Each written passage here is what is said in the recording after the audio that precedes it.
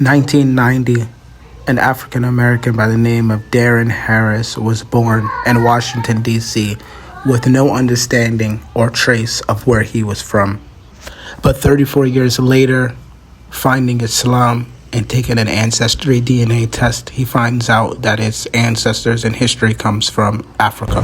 Assalamu alaikum rahmatullahi wa barakatuh. So I am here now at the African American Museum in Washington, D.C.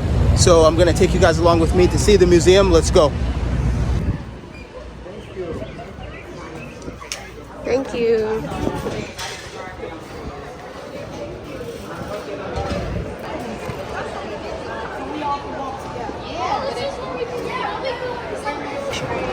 All right, guys, so right now we are here at the David M. Rubin History Gallery. We're going to go and see how the slavery actually was. So come on, let's go. Come on. You enter here, you're going to see everything. Let's go.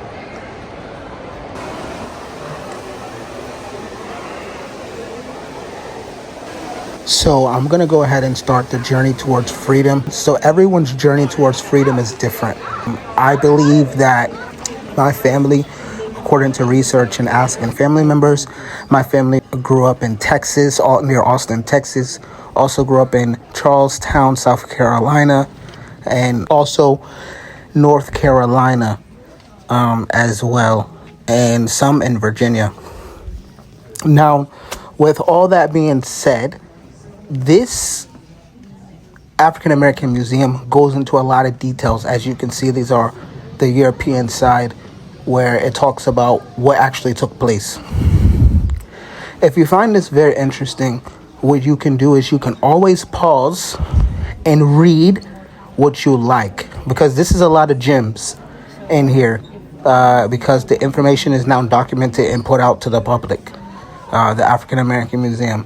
I think that many African Americans actually need to know this information so that they kind of know where they come from. For example, myself, I've taken an Ancestry DNA test, and according to history, I come from Nigeria, Senegal, Scotland, and West Central Africa, close to the Bakongo and Angola area. Also the Senegal, like this. So these places that I recorded is where, some of my ancestors come from, according to the DNA test. But mostly the highest percentages were Nigerian, Scottish, and Senegal, and a little bit from the Congo and Angola or Cameroon area. But again, what I would like to say is that this was a very, very, very dark and daunting time to be traded. Imagine, to be traded and brought to this part of the world. But we can't shy away from what is the history and what is the truth. This happened, and we are in America because of it. But that doesn't mean that it must stop there. For example, myself, I accepted Islam. I left America, and that's what my true freedom is that I accepted Islam. I went back to the place, England, where those people went to Africa to take me to America. I left America, went back to England, built a life and a career here. And then now after 11 years, I decided to not go back to Africa, which I would love to go visit Africa. But you guys can put in the comment section which African country I should go to. But I decided to go to the United Arab Emirates because I'm a Muslim. First, I'm a Muslim, and my parents still live in close to this Chesapeake area, this area which is highlighted.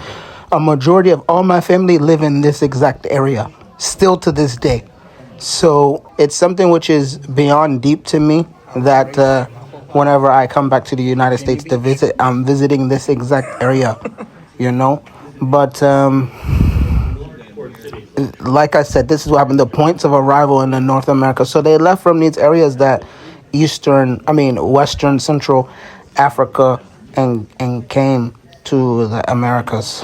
So I'm not sure if many people know about this history, but I just thought that I would try to throw over a voice note and put as many shots as possible so that people could see and get a little bit of information about the history of who I am and who my people are. Because a lot of the times people always say, brother, where are you from? No, brother, where are you really from?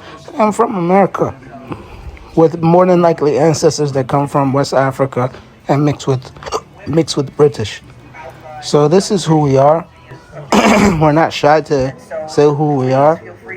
And, we hope that, Allah subhanahu wa ta'ala continue to guide us to the straight path and to what His pleasure is. So I don't want to talk too much. I kind of want to let you guys enjoy this beautiful video. And from here on out, what I'm going to do is I'm just going to let the video go ahead and play. So I'll let that happen now.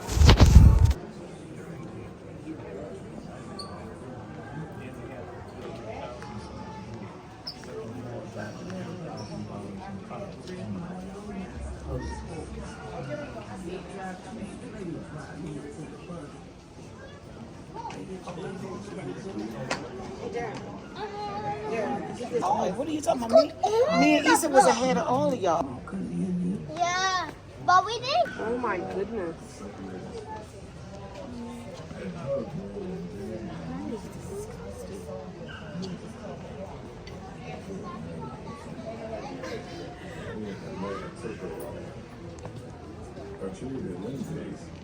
Didn't think no more of selling a baby or a little child away from its mother than taking a little calf from a cow. But he knows how to figure it right. Master didn't try to burn us in the land. My father could read and write and live. There wasn't another person on the plantation that could beat my father.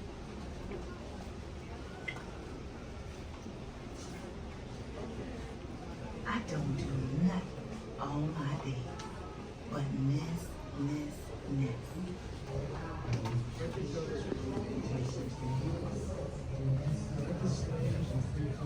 Is the banner for emancipation. In fact, African Americans had already begun to act. 3 enslaved men, Shepard Mallory, Frank Baker, and James Townsend, crossed Union lines and entered Fort Monroe. They declared themselves free. Tens of thousands followed suit. Each time, enslaved African Americans ran towards freedom within Union lines.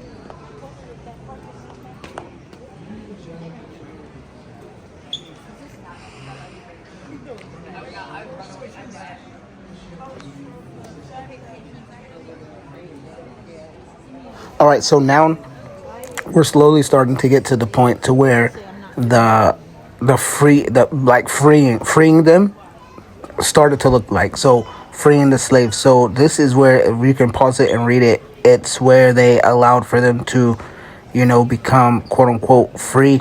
Which I mean, I'm not gonna get into what my opinion is about being free or anything like that, but yeah.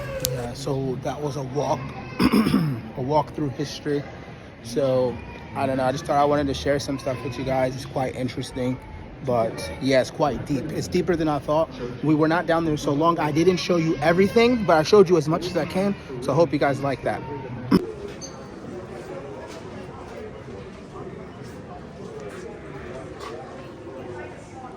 Come on, let's go in. Only up the road.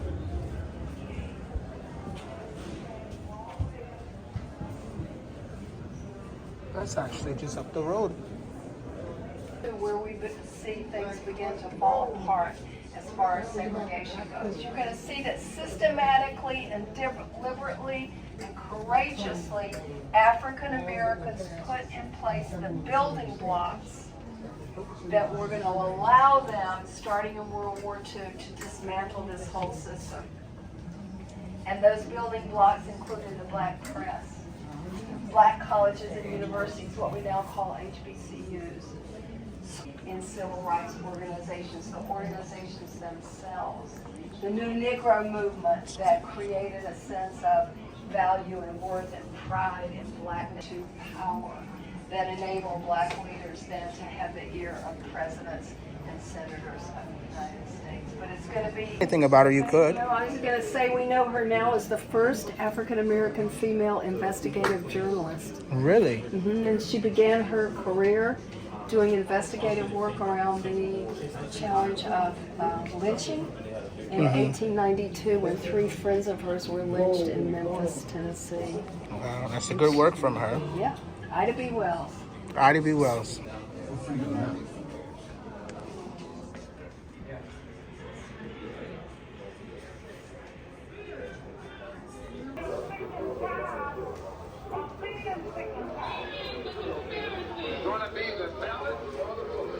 Free at last! Free at last! We declare our right on this earth to be a man, to be a human being, to be respected as a human being, to be given the rights of a human being. All right, guys, so that wraps it up for the African American Museum. Alhamdulillah, it was actually really nice in there. So much history. I mean, I probably didn't get a chance to go through everything, but I put as much as I can in the video. My phone ended up dying. I had to delete so much storage out of my phone, but alhamdulillah, it's good. Don't forget to give this video a thumbs up, subscribe, turn on your bell notification, and leave your comments down below. And that's pretty much it. This is probably going to be my last video in America. The next station is in England, so get prepared for some videos in England. I hope you liked America, guys. Assalamu alaikum rahmatullahi wa barakatuh.